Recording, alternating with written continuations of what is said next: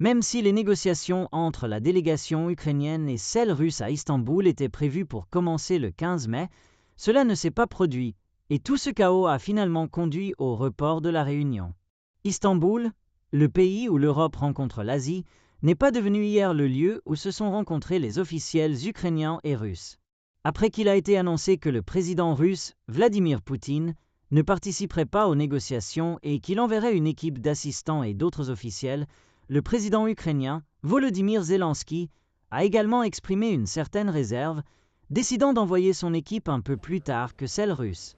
Le leader ukrainien, lors d'une conférence de presse le 15 mai, a annoncé qu'il ne participerait pas personnellement aux prochaines négociations avec la Russie à Istanbul, mais qu'il enverrait une délégation dirigée par le ministre de la Défense, Rustem Umerov.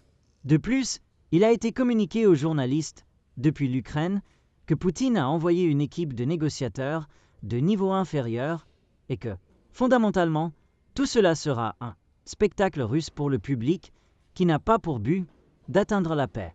Malheureusement, les Russes ne sont pas assez sérieux concernant les négociations.